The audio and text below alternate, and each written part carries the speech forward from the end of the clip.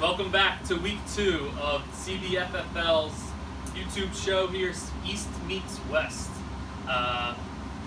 2 co-hosts back. I said that correctly this time, right? Yes. Okay. Whew. The hardest part of the show is getting through the opener of East Meets West.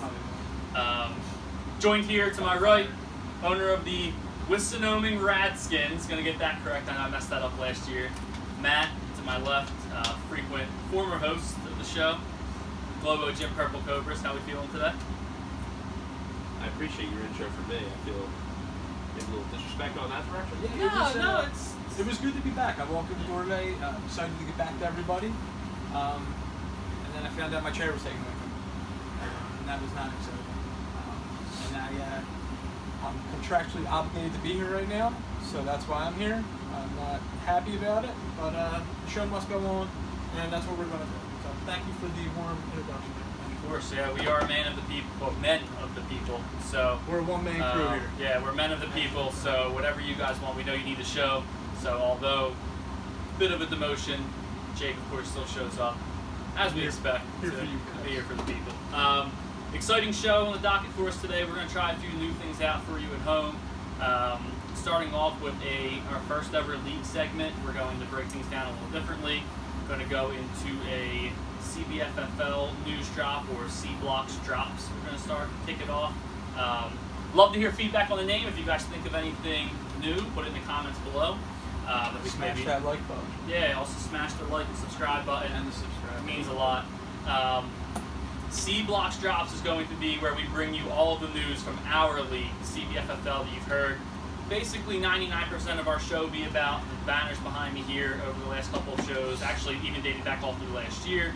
We are now going to try to tie in a few more pieces of actual football talk, football advice, everyone in uniform, wearing the colors at least. Go Birds. We're going to try to tie in some football news for you as well, not just CBFFL. So answer some of your fantasy questions that you have, answer what a lot of people are thinking. There's games coming up as of tomorrow night. Try to get this out to you before Thursday. We'll talk a little bit about the Giants and Reds football team. Radskins and Redskins. Sorry for all my Washington fans. But yeah, we'll give you some of that, and we're only going to continue to improve, so stick with us. And we a lot of action outside of just the CBFFL, so we're going to start diving into a little bit of everything. Yeah, let's kick it off with C Blocks Drops. First every time, we have some big news as well coming to us. First, I say, if we all could, I love how you're already in moment of silence. We do a moment of silence for our good friend Tommy and the Polska Mafia. Break over. Thank you, Tommy, for your All right, contributions and your donations. We appreciate it. So we say that, we say that because Polska Mafia no longer a franchise in CBFFL. Anthony Foster has taken over that franchise, officially rebranded to El Tigre Azul as of last night. Start with Purple Cobras. What do you think? I love it. I'm a huge fan of the French. I think it's a great name, and I love Tigres. He has a super excellent tattoo to go along with it, so it's very fitting. Yeah. Talk about just embodying your team. Exactly. He dove. It actually inspired me. I thought about getting a tattoo of a mustard bottle somewhere. Right here. We're to be determined. We'll see if we get that, but we'll see. He did say the rebranding was due to bad karma from the Polska Mafia. That stench of Tommy's team still kind of sticking around with It was them. odd we kept it for one more week. I was not. Yeah. Leading up to the draft, it was still there, and he said he was going to change. We had a new logo, but we didn't get a name change. I thought the Polska Mafia was going to stick around, but on to the Tigres you are. Yeah. We'll see if it means a difference this week. Started off pretty slow, like we said last week. We'll get into that later as well. More big news. We're going to jump actually to the waiver wire. We're going to jump to the waiver wire first. Big names for week 1. Absolutely. Elijah Mitchell, I think, was everyone's number 1 pickup for the week. We saw from the bids that came in for him, 8 bids specifically. You were one of them. Before you continue, just so everybody knows, that is public information, right? Like it is. So we found out that bids are public information. I don't know if we can change that or not. I don't personally like it, knowing that everyone sees what I did and all that. I mean, I throw mine out, but some people don't like to give out information like that or whatever. But But just so everybody knows, it is public knowledge now that you can see every bid and each person bid. Only on desktop, so you can't see it via app. Yeah. You have to be on a computer. But also, like, let us know if there's any way that if we majority thinks that we shouldn't have it that way and we can change it. We'll look into that as well. But for now, yes, they are. It is public knowledge. Click on the offers on the After the fact. yes, on the fab bids, and they'll let you know who bid what and what number they put in. So yeah, Elijah Mitchell ended up going for $47 to yours truly. So I'll save my opinion for last on why 47. But thoughts on? I believe you put $20 in on him. Yeah, I put down 20 just because I have Trey Sermon, and even if it does work out like that, I'm going to be stuck in a situation. Like, if it works out, we're both going to get, like, equal playing time. That sucks anyway. So I don't want to have a decision to start in both. So that's why I put a lower bid in. I figured I wasn't going to get him, but I still have it for my hat in the ring. Yeah, absolutely. For me, I put in $44. You and I were. Yeah, which I thought was a substantial bid. I felt like I was in a position where I had three solid running backs, two very good running backs, and I think a really good third running back. And if I could have got my hands on another one, I feel like I would have been in a good position to upgrade somewhere else on my roster, which I'm actively trying to do. But that was my whole reasoning. My whole reasoning more was to get more, like I said, just get more assets. I feel like I'm in a position to trade right now with my roster, and This was the toughest waiver pickup I think I've ever had since we brought Fab into dating back to last year. He could very well shit the bed on me, and that could be no week. You could literally spend $47 and Trey Sermon can come in and start this week. Sermon could start. Sermon, of course, be healthy and active last week. Shanahan was pulling a lot of weird triggers last week. Sermon could certainly come out, higher draft capital, better player profile. Elijah Mitchell, though, to me, served more as that Mostert role. He's later draft capital, but he's quicker. He has the burst speed, and he looked pretty good out there as well. He was hitting the holes quick. I feel like he earned it. He earned at least the next start. One concern I think that a lot of people had why it didn't go above 50 is the pass down work. He was giving that up to JaMychal Hasty. So we'll keep an eye on it, see what happens. But my whole reason I told these guys before the show was these guys don't pop up very often throughout the year. This could be a James Robinson. It could be. You gotta take a shot, and you want them $47. You're still sitting $50. Yep. You're not out of a potential bidding war with somebody. You know what I mean? Like if there's another guy that pops up, you still have a chance to do it. I think this is me throwing my hat in the ring on this guy and saying, hey, if there's another big, 60-70% fab guy that pops up, I'm out. I'm not getting up. But I still have a way to build my roster each week, so be able to put in some bids. So, ultimately, it goes for 47. I'm going to give a few other names here. 2 tight ends. Gronkowski. So, Gronk ended up being on the waiver wire. I believe Tom dropped him to pick up the Miami defense last week for $8. And then Gronk ends up going to our cameraman, Slime Sanitation and current champ, or last year's champ, for $14. I think we can cut that out now, really. Well, current champ? Put some respect on the name. The reigning champ, the I trophy's still in his every hands. time we bring the dude up, we gotta say that he's It's motivation. He I'm the only one in this room right now without a chip. We're all doing New Year, but I think that's good. $14 on Gronk, $11 on Cole Kmet from Charlie. Thoughts on the 2 tight ends that got picked up? $3 difference, but both in double digits. I think, well, the Gronk one's cool, but it's going to be the same thing that you always have on Tampa Bay. You're not going to know who the hell's catching the ball. There's 10,000 people that need the ball to be relevant, and you can't hit all of Notre Dame. And it was something that we talked about this off the air. It was some strategy that we don't really see from Mike, the 2 tight end strategy. He spent a pretty nice draft pick on a tight end, which again is something that we don't really see from him. And now he's rostered. I think he's regretting it. So he's rostering 2 now, and you would think it moves him in it, but you're talking to the leader of the pack. It's hard to move a tight end, especially for any type of real value. Just because, as you can see, waiver wire. Did it go into commit? Did anybody pick up? Was Juwan Johnson? Am I right on that name? Yeah, I think So no one did. No bids, right? No, we No- didn't, no I don't know bids. if anybody ended up picking him up. But I might have took a flyer on him than spending the $11. I think the fear with Juwan is he looks to me he looks the part. He is an absolute beast of a man. The guy can jump through the ceiling. Yeah. He goes up and gets the ball. I believe he only had 3 targets, 2 of them for touchdowns, targeted in the red zone. But Troutman, I'll say there is another guy on it. Troutman was on the Another field. guy. 7 targets, I believe, for Troutman. Don't quote me on that, 6 or 7. But he was the primary tight end He was on the field, I think, 7 route times. runner. Yeah. That's it. Yeah. And also Winston threw the ball 20 times. 20 and completed So, 14. I mean, you're pretty much hoping there that Justin Fields stuff. You know what I mean? Like you're going to be relying on Andy Dalton, and I don't know how much you guys watched of that game, but I watched every snap. he's hard. It's hard to watch him play football. As an Allen Robinson owner, I will say that Andy Dalton to me looked annoyingly good, to where he put himself in a position to where he didn't look awful because he was completing passes, but it was just 5 yards, 3 yards, But all that 5 does yards. is add weeks to Yeah. the inevitable. Like you're just him playing good this week just adds another week to when his field's going to come. When his field, and that's what everybody's waiting for. Everybody's waiting Yep. for Fields to kind of Trey Lance to a lesser extent, but with Chicago being that they're probably not going to be as good as San Fran, you're just waiting on him to come in. And like I said, he made some questionable decisions at the draft for tight end, and it's rolling over to our back. He might. I think I agree all around there. A few other names, I'll run through them really quickly. Larry Roundtree, also the Charlie, owner of C Block's Biggest I Loser. found out today that you do not like him. I I put a bid on him, and I found out Yeah. that Joe absolutely hates him. I pride myself on looking at running backs and just being able to see, like, not pat myself in the back.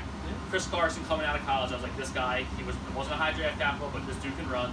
A little bit of a whisper. Josh Kelly last year, guy had literally stone feet. He cannot move.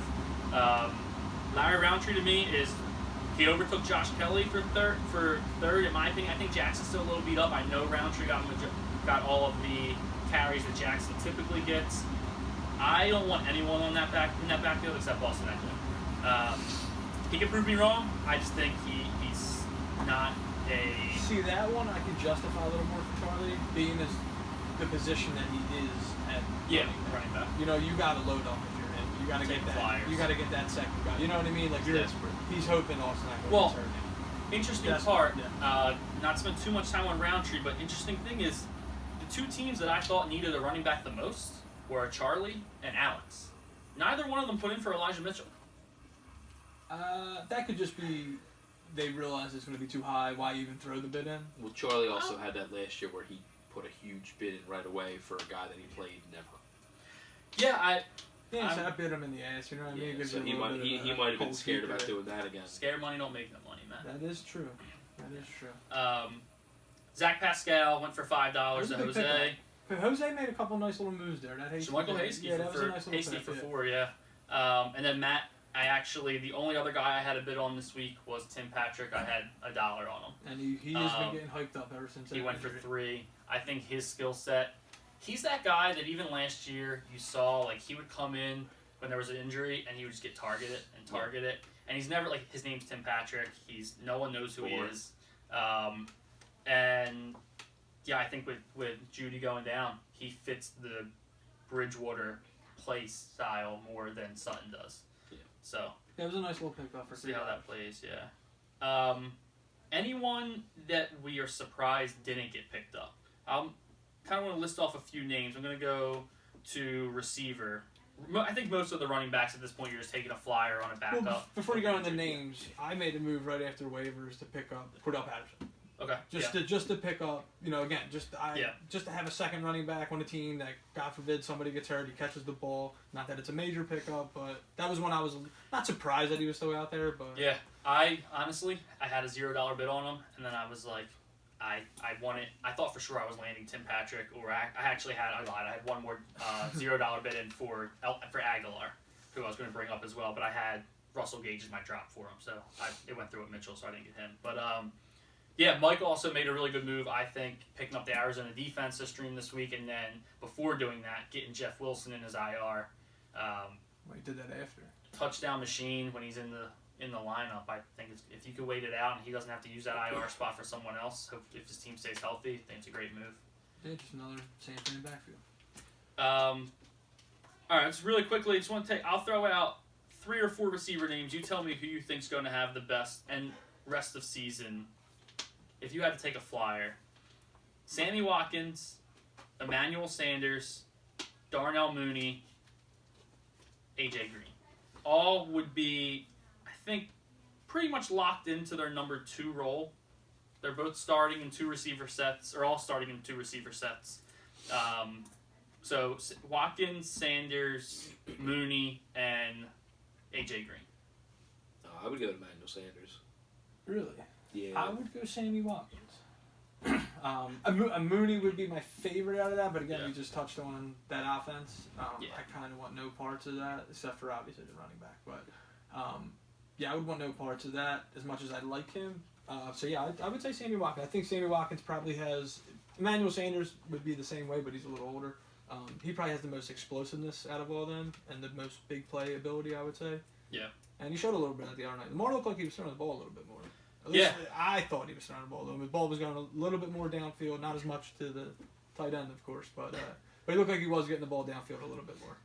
I too would go with Watkins, but the reason I brought those names up is because I just think right now, like, receiver is so deep, and not to justify my pick anymore, but, like, I couldn't name you 4 running backs that were all on the wire right now in the same tier. You know? So I think when you can get someone, even the Cordell Patterson. That brings me on my Cordell Patterson pickup. Dude, he is not a fantasy relevant player, but he could potentially be. Montgomery breaks another finger, or not Montgomery. I'm sorry.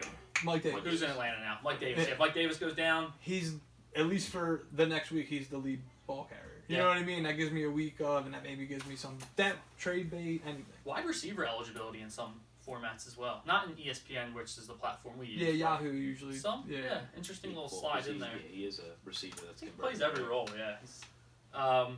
That is the waiver wire for the CBFFL drops. We have one more topic here for the C Block drops. Kind of ties into a new segment that we're trying to introduce as well. So to kick off that, we're actually going to introduce the Ben Simmons Loser of the Week Award. So something new here. Passing it around the table, we have Ben Simmons. For those who don't know, we are doing this show out of Philadelphia, PA, where Ben Simmons is currently his head's about as big as it actually is. With this, obviously he can't stand on the stand. He can't stand on the basketball court. He can't dunk. He can't shoot. His head usually kind of pushes him. We're gonna just throw him down here. There we go. But usually makes him fall over as well on the court, and he has been putting us Sixers fans through hell over the last couple of weeks, months. So, new segment, us 3 at the table, we're going to start here, or whoever is filling in if one of us happens to slide over, if we have a guest host. We are going to pick one thing that we think deems you the loser of the week. And even if you win. Yeah. We all won this week. You can still be a loser. You can still be a loser when you win. Kids, that is our motto here at the CBFFL. Even when you win, you can still lose. This one's going to go to Matt. Yeah, absolutely. So, Matt, congratulations on the first ever Ben Simmons Loser of the Week Award. I will pass it over to you. I think you know why you're receiving this award. So, I know you slept through the Monday night game, I believe, but why don't you tell the people at home exactly why you're taking this award on this week? So, for those of you who don't know, I am super good at getting the second highest score of the week. And that continues. That continues. Like I'm a week 1 buzzsaw. I crush people week 1. I cannot get high of the week. But you lost. But overall I lost. I had all the confidence from like 3 or 4 different people in the group chat going into Monday night's game, and I actually slept through half of it. Yep. So I was super excited when I woke up the next day. I'm like, oh, look at me. 20 hours richer. 142 points, 20 hours richer, and then I looked at the Darren Waller owner, who is Brian, and he had 145 points, yes, and I was not happy. I just wanted to go right back to bed. I didn't want to get up and go to work, but I was forced to. And so you were 18, I think, and a half points up on Brian. Yeah. Going into Monday night. For those also at home, we do in our league. He beat me with my guy. He did beat you with your guy. Waller is your guy. CBFFL, we do not only a pay out at the end of the year, but we do a high of the week to keep everyone involved throughout the season. You could be having a terrible season, but you have those big upside weeks where you can earn a little cash, get something 60, back for you. 40, 60 bucks. Get a little gas money, and also just bragging rights for that week. Matt has never won a high of the week. This is our 6th year. Our 6th year has never once in any week of our fantasy year. He's won a championship. He has never once had the highest score. And I believe has had Of the multiple week. 140 plus performances. Multiple 150. 140, He has 150. 2 scoring titles. Two scoring titles, yeah. Just something always bends and breaks and goes against him. This week it was Darren Waller. And this week when Darren Waller scores over 18 and gets, I think, 21.5 was his, or 21.6, something like that, was his final. You are awarded, although you do not get the high of the week, you get the Ben Simmons I get this. loser of the week. I get Which this. might be more valuable. I get. No, honestly. it's really not though. It's not.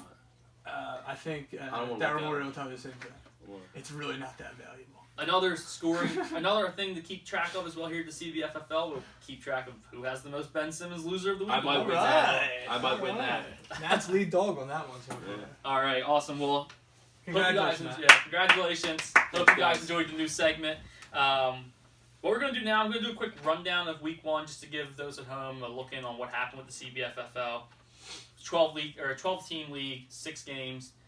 East versus West throughout week 1. This was our week Yep. 1 is officially our first interdivision week. Week, yeah. We line it up. I think we described it last week, but champ plays champ, 2 plays 2, 3 plays 3, and so on and so forth.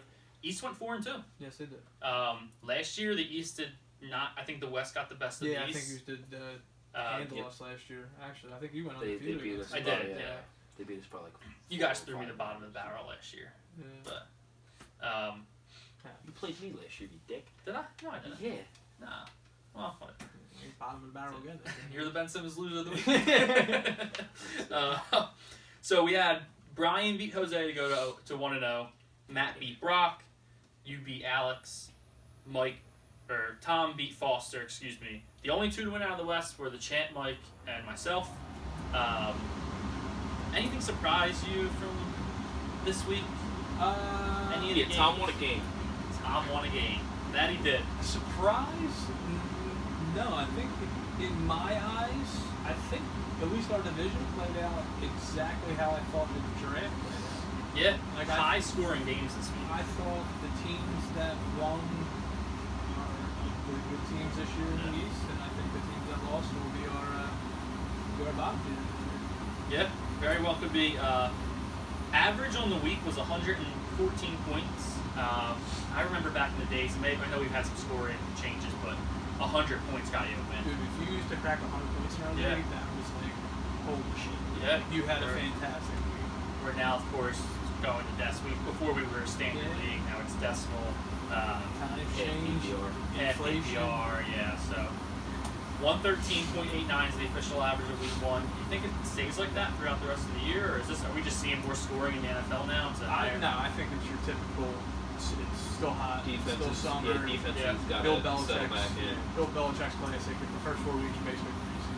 Cool. Let it get a little colder out, and then we'll see. We'll see. Start changing. Yeah, it's going to be interesting to see. We had a lot of duds from round 1 picks, but we'll see how it goes. How do you feel about the West? Did the West play out how you think?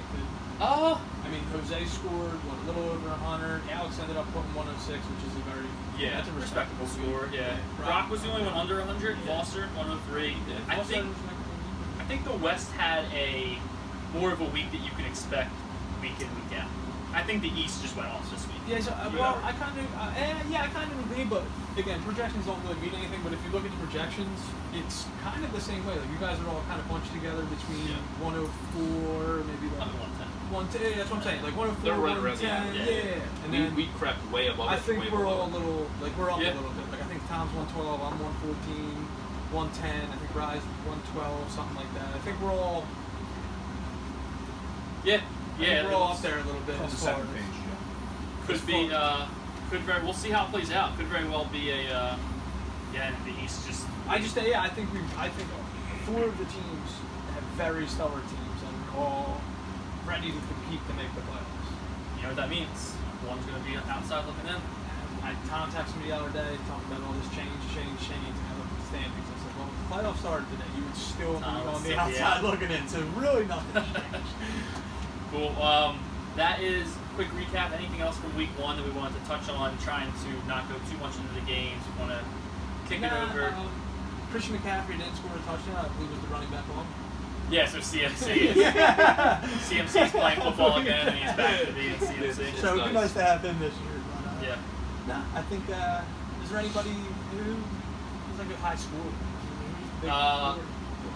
Quarterbacks went off. Patty went off. Tom went off. Tyler went off. Yeah, Dak had a really big game. I'd say a couple steals that were mentioned last week on the show. Corey Davis.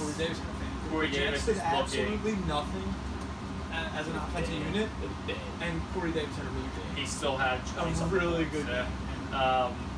Antonio Brown was mentioned as a steal last week. Absolutely, yeah. That was looked like huge prime time. Yeah, prime Antonio Brown.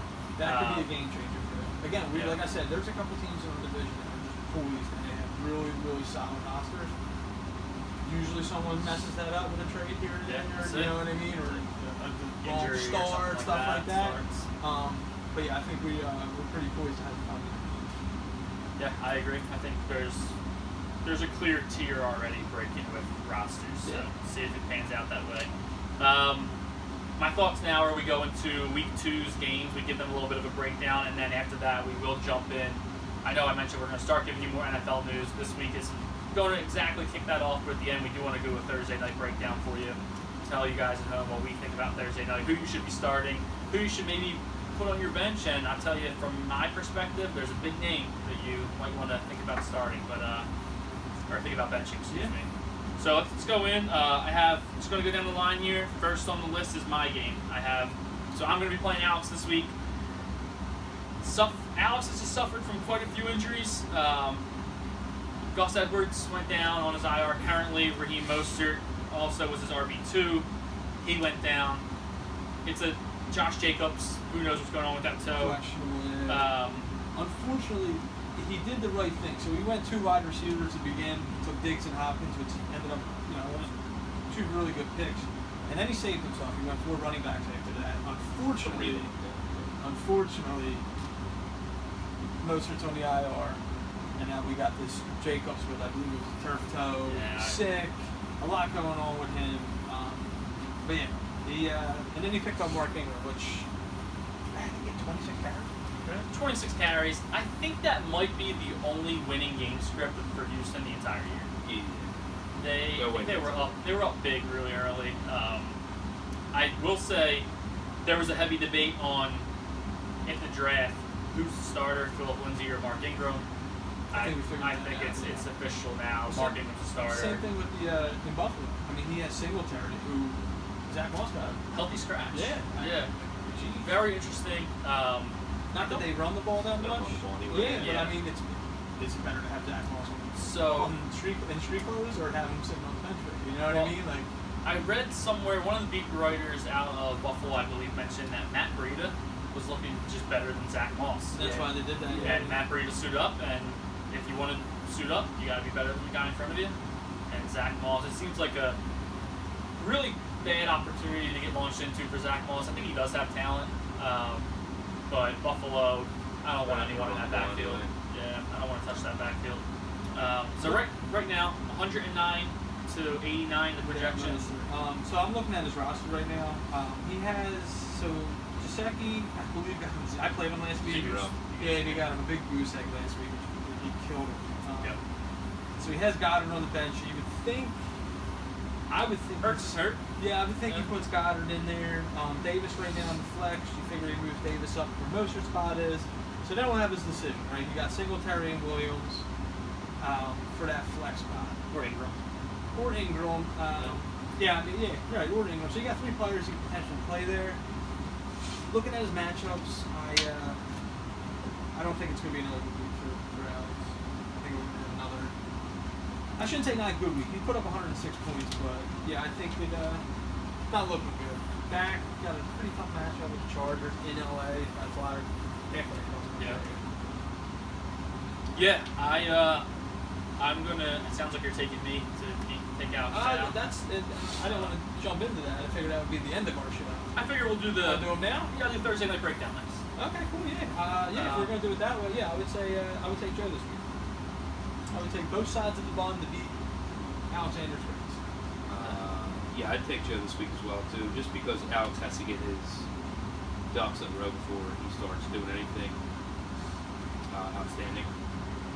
But yeah, he needs to finagle some of these pieces around. I personally would start Mike Williams this week just because Dallas' defense stinks.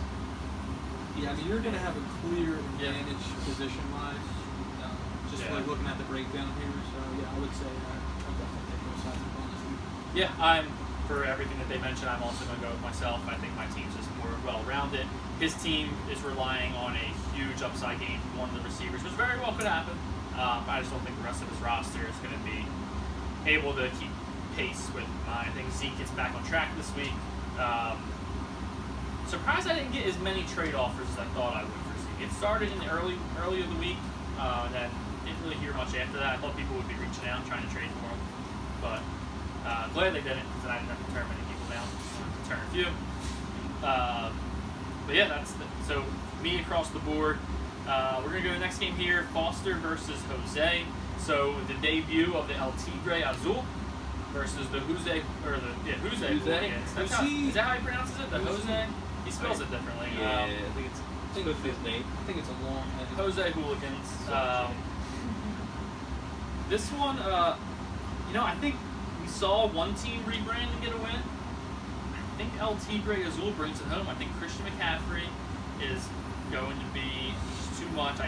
Spoiler alert, but I don't like Barkley against Washington this I was week. just about to say, so I'm looking at the breakdown of the game. We got Barkley on a Thursday night, week 2. I think that if I had to pick a killer this week for him, it would probably be Barkley playing on a Thursday. Nothing would make me happier than Jose starting 0-2. Yeah, this is a big week. I mean, I know it's early in the season, but this is huge, man. We just came off interdivision games, and now we're really opening our season. Yep. You know what I mean? Like, this is where shit really gets started. As we know, the only way to make the playoffs is to go through your division. Yep. You can lose every game against the West. You got to beat your division. Yeah. And to start 0-2, I mean, we could maybe during the week check out a breakdown for next week's show and tell you that, after over the last 5 years, who started 0-2. I know I have one. I think there's been a couple other 0-2s. Mike came close to one year. Mike started 0-5. Yeah, and then he ended up winning 6 in a row, I think, and almost made the playoffs. Yeah, so we can definitely get the numbers on that, but like I said, this is huge. I mean, to go 0-2 and 1-1. Yeah, and odds are you're going to fall 2 games behind your division leader, and someone's going to be 2-0. I mean, there could be no 2-0 in the West. There's guaranteed a 2-0 in the East. Yeah, so, it's the way the matchups line up. So looking at the rosters and the matchups, I want to say Foster, but I'm going to go Jose this week. He's got a lot of home games. Russ is at home against Tennessee. We just saw what Tennessee's defensive play. It's absolute garbage. Yeah. He does have the whole Seahawks line. Yeah, I would go Jose. As much shit as I just talked about Saquon Barkley. Like I said, diving into the sneaks one out. Yeah, it's a close projection-wise. It's about a point and a half. I think it's 2 points. Yeah, I would say Jose. Matt? I think that Foster's going to take this one as well.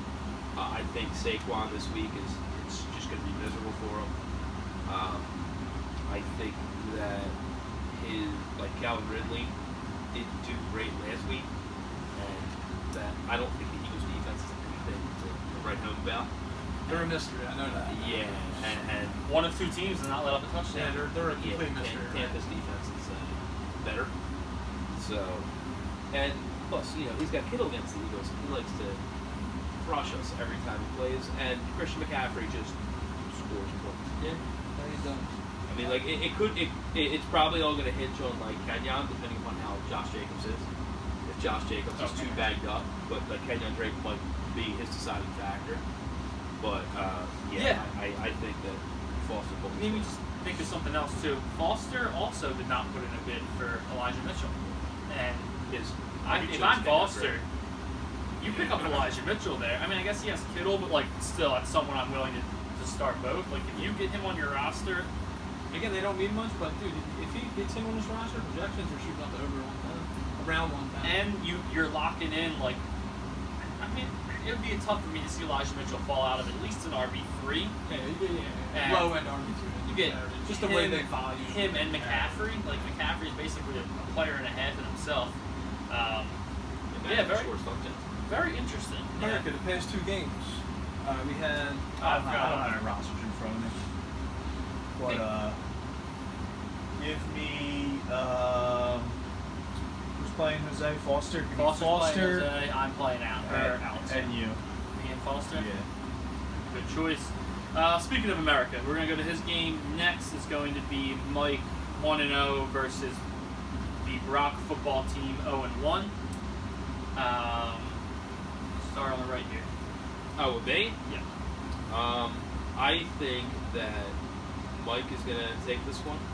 I think Najee Harris is going to have an actual week where he plays, and he's just going to, actually run the ball very well. And he's got Eckler once again against, said earlier, Dallas's shitty defense.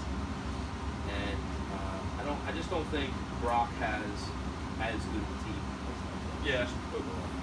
I agree with you 100% on not as good of a team. The one thing I'm going to disagree with is Aaron Jones has Detroit this week on Monday night. And Justin Herbert has Dallas. And I think this might be a week where Brock scores some points. I believe Aaron Jones scored what? 3 points, I think? 4 points? It wasn't good. It wasn't good. Clyde was under 10, he was under 10. Henry was under 10. If they both even though hit, it's not his team, but I didn't realize he had Clyde. Jonas got the Jets. There's a lot of Patriots defense against the Jets. There's a lot of matchups there that I do like. He's the Godwin against the Rams, too. Yeah, there's a lot of matchups he's got. Yeah. Give me Brock this week. I think it's going to be closer than, I agree with Jake, I think it's going to be closer than we expect. I do think Mike is still going to pull it out. I think Slime Sanitation will pull it out. I think, to Matt's point, Najee Harris is going to keep having 100% of the snaps and not have a good scoring game. He went up against Buffalo's rush defense to start off the year. He was 16 for 45 in his first game, under 3 yards a carry. If he gets 16 rushes every game, not including his passing down work, I think he's going to be a great pick in the second round, I believe. Second round pick, right? Yeah. Second round. So I'm going to go Mike, but by I think it's going to be one of those ones where they're both sweating it out. So Monday night. Before we move on, is there a reason Miles Sanders has a designation? He didn't practice. He didn't practice. He was limited. He was limited in practice. Limited due to an ankle, I think. Yeah. So Charlie might be able to, and we'll get to his game, but actually, we'll save it for now. His game's next. Joe's Gymnasium versus C Block's Biggest Loser. Charlie versus Tom. The first match of the year of these two, known rivalry in the league. They are 2 of the bottom scoring teams throughout the first 5 years in a game of the league. Bottom feeders. I think they're 8 and 9. Yeah, I think Brock was bottom, and those 2 came right after him. Charlie he does have Kenneth Gainwell on his bench. If for some reason, I think Miles is going to be fine. I'm sure it's just kind of like a vet day off, and it's a Wednesday. I never treat Wednesday practices as anything, like vet days off. But if it does happen to pop up something, snaps are limited, Kenneth Gainwell would be a great plug-in for him. I think his receivers get back on track. I think Charlie's going to take. Dude, he's got. So the first 4 players in his lineup are all playing Monday night, and 2 of them are running backs on his team. Yeah. He's starting Jamal Williams and DeAndre Swift. So all right, let's just go over this real quick. Yep. Adams, Hill, Kmet, Evans, Broncos defense, and Jason Sanders. How many points is he going to have going into Monday night? Tyreek Hill. Going into Sunday night, not many, but Tyreek Hill on Sunday night. Have like 15 all right, just go. Tyreek Hill just had a huge week. Brandon, I know we could do it again, but me and Matt were talking about this. The laws of physics. It's What goes up, gotta come down. It's probability. It's got to come around. Is he going to have another great It's law week? of gravity, right? To say that. So if he doesn't have a great week, and say maybe Devontae Adams does have a great week, okay, so he's back in the same position. Right, he's in the same position he was last week with running backs who are. Even if They both hit last week. Are they both going to score 20 points again? Well, Devontae Adams does better than Tyreek. He also has the Tyreek Hill quarterback. had 30-something points. I know, but like if Devontae Adams gets that flip this week, then Aaron Rodgers doesn't score 1 point. He probably scores around 30. yeah, I also think we could say the same thing about any team, and Tom specifically here. Jamar Chase, Adam Thielen. Are they going to score 2 touchdowns or get a 50-yard bomb every week? No, yeah, you're right. Yeah, absolutely. I just looking at his match. So Tom Brady against Atlanta, Derrick Henry against Seattle. It's Derrick Henry. Darrell Henderson against Indianapolis. The defense ends up all that fucking great the other day. DK Metcalf against Tennessee. Their defense stinks. Thielen against Arizona. And Font against Jacksonville. If he's going to have a big, Noah Font's going to have a big week. I think this is going to be the week Noah Font has a big week. And the Bucs defense against Atlanta. I think he has a lot of good matchups. So I'm going to take. Take Tom? I'm going to take Tom this week. Yeah, I'm going to say gut feeling with Charlie. I do think Adams and Rodgers, and I think Hill continues to have the game. That Baltimore defense just got carved up by Darren Waller and Brian Edwards on the last drive. They're beat up. I don't know who is sticking with Tyreek Hill on that team. I think that's going to be. I'm slamming the over. It's a big line. It's a really big line. According to ESPN, this is a 7-point game. I mean, to me, that's pretty big. Yeah, So 55-point over/under. I'm still slamming the over on that game. I want everyone. I want Tyson Williams. I want Latavius Murray as a flex start. I want Marquise Brown. I want Tyreek. I want Travis Kelce. I want Everyone. the quarterbacks, obviously. Yeah, like I want everyone in that game. But as far as Tom and Charlie's game, tiebreaker once again. Oh, I'm going to go with Charlie just because I think Aaron Rodgers' revenge game of the nonsense that happened last week, he's just going to go crazy. Right, I think I skipped America on the last one. I'm going to assume you're going with yourself. But Charlie versus Joe's Gymnasium. Hashtag. Char by 10. Sorry about that. All right. We're going to go to... Globo Gym Purple Cobras versus B Block's Finest. So, co-host from last week, and Steve against my current co-host here, Globo Gym Purple Cobras, Jake. I'm going to assume you're going with yourself. I've told Steve since I knew I won Saturday night that I am literally going to beat the shit out of him this week. I have fantastic matchups across the board. I love everything I got going on this week, and I think I'm going to have another. I think I put out 134. I think my goal this year drafting was put a roster together that's going to get me between 110 and 120 points every single week. And I think I built a roster that can potentially do that. And I think I'm going to do it again this week. Yeah, Steve had a rough one last week. One of the few teams to score below 100. I know that very well because I played against him. Looked pretty close there for a bit, and then his players kind of, the Ayuk start was just heartbreaking for him. Shanahan really did a lot of people dirty, but Steve got kind of screwed this week with his tight end. Yeah. With the quarterback and playing the Thursday night. See. So you figure that's going to be, not just because I have him, but you figure that's going to be more of a run skip as long as the game's going, the right way for them. And Dalvin Cook's playing Arizona. I think Arizona's defense is absolutely fantastic. I think Logan Thomas might benefit from Fitzpatrick being here. You really think so? I think so. See, I think everything kind of goes, I wouldn't say par for the course, but I don't think Terry drops off really much. I think he's proven that he can play with different quarterbacks. I personally think Six of them so I far. personally think this gives Gibson more value. I think they're going to rely a little bit more on Gibson, McKissick. I think McKissick's going to get a little bit more. I think he's probably the most beneficial person out of the since McKissick. I would say Logan Thomas. I think Fitzpatrick is he's been known to target receivers. He's down the field kind of guy. He did hit Logan Thomas with a touchdown, but I think Heineke coming in, and especially if they do end up signing someone like a Cam Newton, I think Logan Thomas benefits from that and becomes the tight end is always a security blanket for the backup quarterback. They say, right? Yeah. So I think Logan Thomas. See, you got Dalvin against Arizona and Edmonds, who Minnesota's defense. Yeah, right. They're bad, but I believe Connor had a 16 nice, carries. He had a nice chunk the other day. Yeah, And that's cutting into. This is so. Steve and Charlie are going to be bit by what usually bites me. And that's that RB2 spot. That RB2 spot, I think, is going to haunt them all year long. Chase Edmonds is just going to be a pain in the ass for him. Connor's just going to continue to eat in as long as he stays healthy. And then AJ Brown. This is 2 weeks in a row. AJ Brown's has a designation. Yeah, that's just him. He's gonna play. He's he's going to get targeted. I hear you, I'm but not worried about AJ Brown. Yeah, but when you're not practicing all week, look at week 1. He had a good game. Yeah, That Tannehill didn't have more than a second throw. Yeah, they're off once. Chandler Jones had He's 5 got sacks. Tannehill, My right? God. yeah, I mean that could be a game changer. If Tannehill is hitting, maybe Steve, well, maybe pull this Yeah. one out. But I just I'm with you. I think you're going to win. I don't see it. I think you're going to win. I have Jake. Yeah, I agree. Jake I across think the Jake's board. going to take it. His matchups are good. All right, that's going to bring us then to America. Jake putting Steve at 0-2. That's we just talked about huge Yeah, holes, man. that That'll be is- Steve and Charlie would be 0-2. That's a huge hole to climb. And I don't mean to keep shitting on them, but with the section of the roster they have, where that running back spot is, and with Charlie the tight end spot, it's going to be a big hole to climb. think about it too. It's kind of just crossed my mind, but Matt or coming up to our game of the week. Spoiler, I will announce it, but Matt or Brian gonna have to win. That's a 2-0.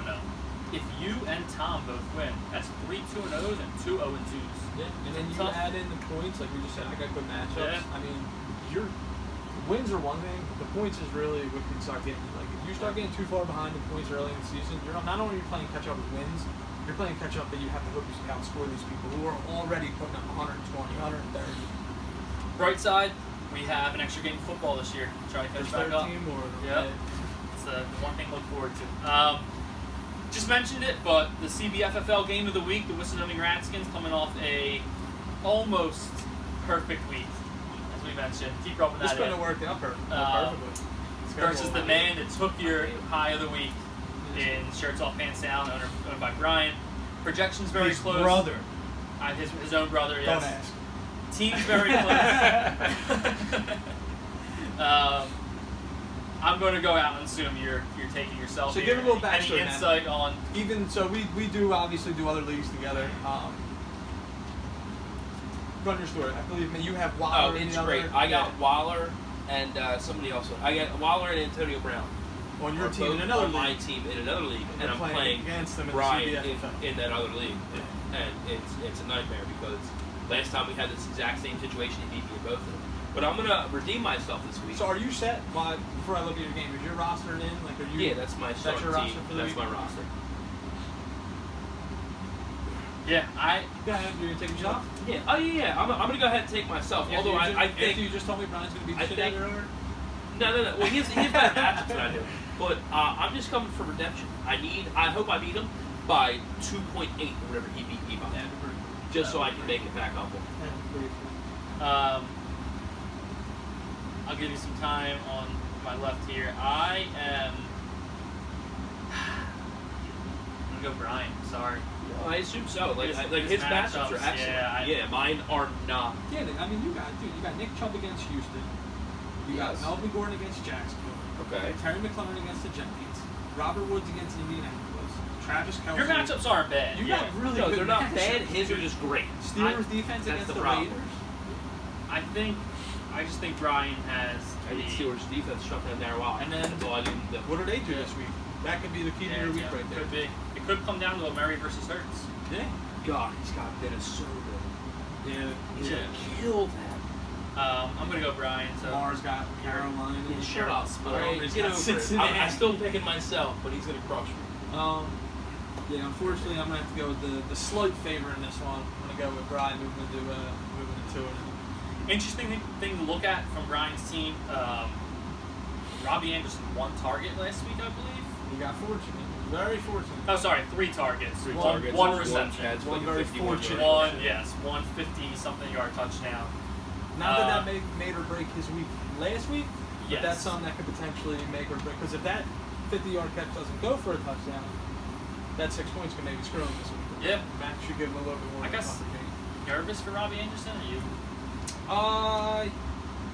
I think he was on a lot of I hope people's he boards fails. coming in. Yeah, I hope he Because fails. what's- I hope he fails. Dude, you He's have- awful. Worried at all about him? Yeah, I would be if I was Brian. Because I mean, luckily you got Antonio Brown, but Yeah. as far as Robbie Anderson, you got McCaffrey get 9 targets, 12 targets, something like that. As a Yeah, I running have back. DJ Moore as well. DJ Moore is their primary wide He receiver, got 8 targets. and then Terrence Marshall. I was just about to say the the fucking third receiver Yeah. is slipping my mind right now, but it's Terrence Terrence Marshall. Marshall had 6 targets. Yeah, he got a fair share of targets. And another thing I was like, Terrence Marshall had plays designed for him, whereas Robbie. Robbie just good. Right. Robbie is He's Rob.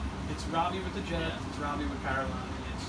Go, run your rail, Deshaun Jackson. and we're going to throw you the ball when we see you. Yep. And if it happens this week, it happens. If it doesn't, you're taking the top off the defense for us, and you're literally opening up everything for everybody else. So Robbie Anderson, even though he just got paid, especially with Terrence Marshall now, he could potentially be more of a decoy this year than anything. Yeah, could be one of the busts of the draft. Didn't need him last week because they ended up with the high of the week, but But there's going to be weeks where that's not the yeah. case, and having a Robbie Anderson in your lineup could really potentially screw things up for you. one of the players I keep my eye on for sure. Excuse me, with that said, yeah. All right, that wraps up. Oh, I'm sorry. I keep forgetting you, America. I apologize. Who? I just have a question. Who would Brian's next man up be for his flex spot? If it wasn't Robbie Anderson, If it wasn't Robbie Anderson. Hines, James White, James Callaway. McKissick. It would be one of Holiday. the scat backs. So it'd be one of them versus Melvin Gordon. Like, Or if he went this, ball- I think this game is pretty much it's Matt's RB2 versus Brian's flex. So who are the Broncos playing? Jacksonville. Give me Matt. Matt, all right, even breakdown. That's just how we won our game of the week to go. 2-2. See who takes I it mean, home. he could potentially throw in Callaway, but Callaway, from listening to podcasts and reading, he's more of a drop candidate now than anything. I don't think He anyone's had 2 targets. I don't think anyone's really expecting much out of him. 2 targets for 1 reception. To be fair, they didn't throw the ball. I very They well. only threw it like 19 times. Yeah. Yeah, they ran the ball. They may have exposed Green Bay. They ran the ball down their throat, and they knew what they were going to do, and they just didn't care. They kept doing it. Yeah, I think Brian projected 112.3, and I think that's a little low because they got Brown on 10. Yeah, it's his third option on the team, so you can project. Yeah, it's Browns. If you look at the snap think percentage, they're all Brown only got on the field when they ran 3 wide receiver sets. But they target him. Which, well, no, that's what I'm saying. Like, target? he's going to be Brian's wide receiver too, which is why I asked about his flex. Not Yeah. like I would be if I was him. I would be worried about Robbie Anderson.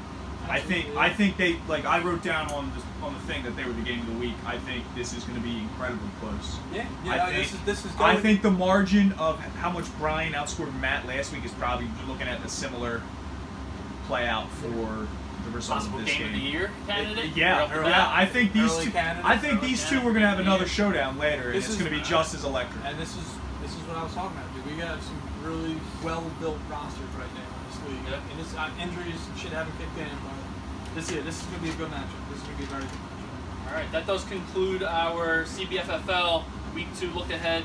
Going to bring it to the final portion of the show here, the Thursday night breakdown. We have the New York Giants versus the Washington football team.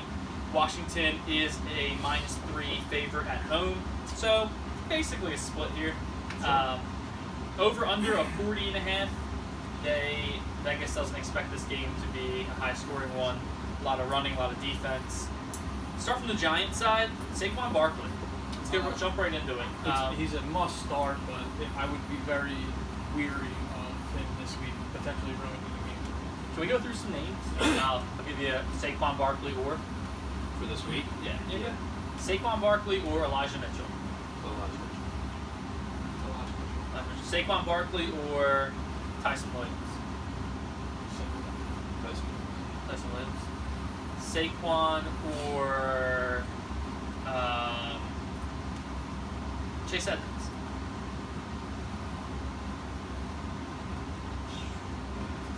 Yeah. That's I think I'm starting Edmonds. Minnesota? This week, Yeah, I think I'm starting Edmonds. And add in the Thursday night and everything. Yeah, it's just, to me, not a great matchup here. Not Barkley. I know they said they weren't going to limit him, but 10 carries, 26 yards. And Not Booker had a nice little run.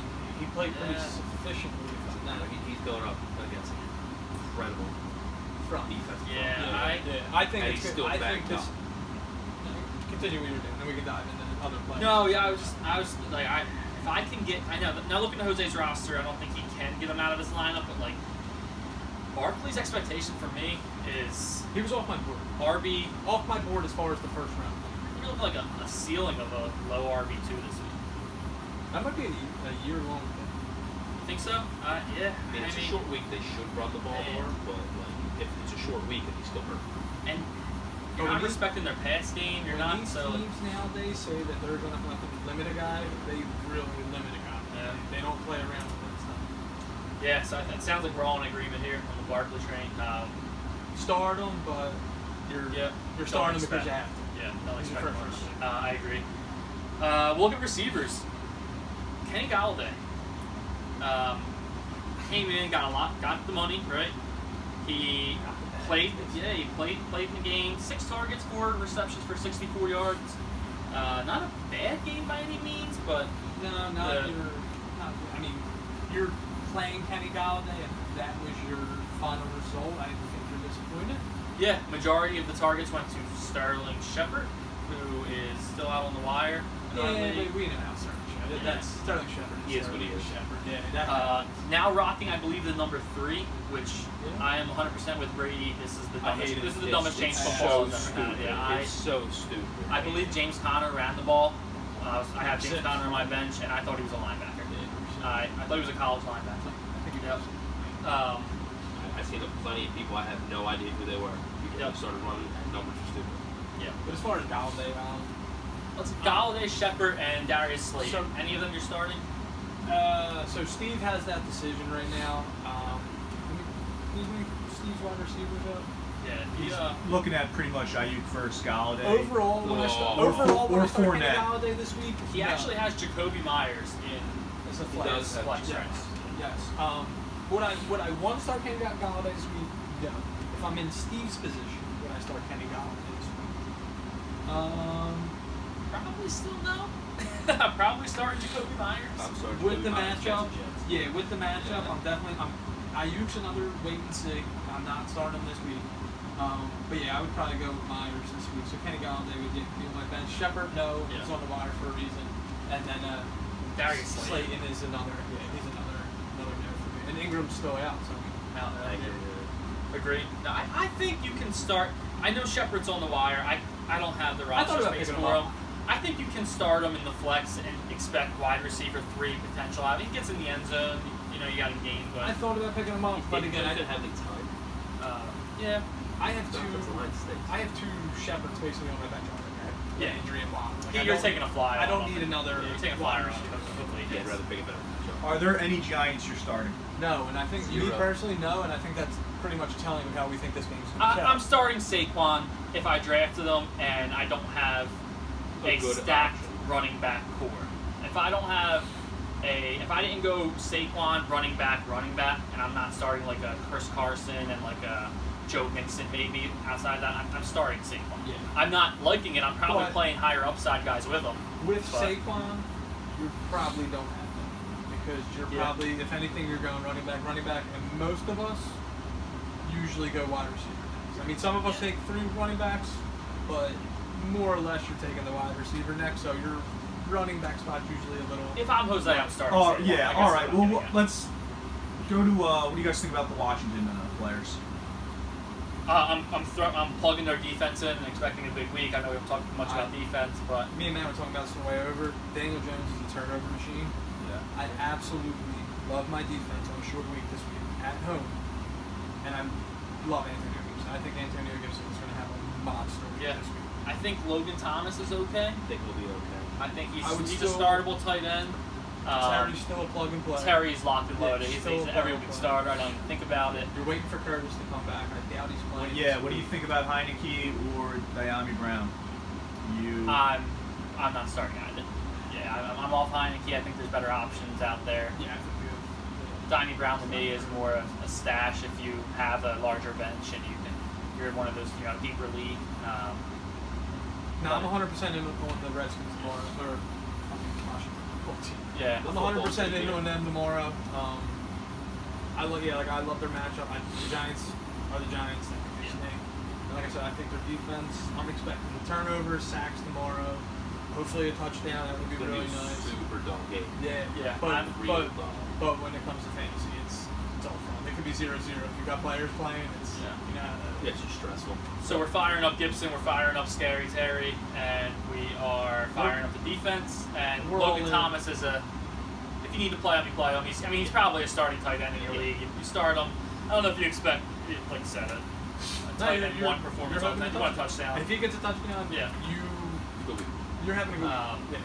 I still think he benefits a bit from Heineke. So Yeah. we'll see how it turns out. Redskins and the under for all our sports games. Washington football team. I and do the agree under. with the under. Yeah, I'll take the under. What's the line? I'll take 40 and a half. 40 and a half, and I'll take Washington. I'll take Washington to cover that too. Yeah, Cover those absolutely. three. I Yeah. think it's like Yeah, a I think so.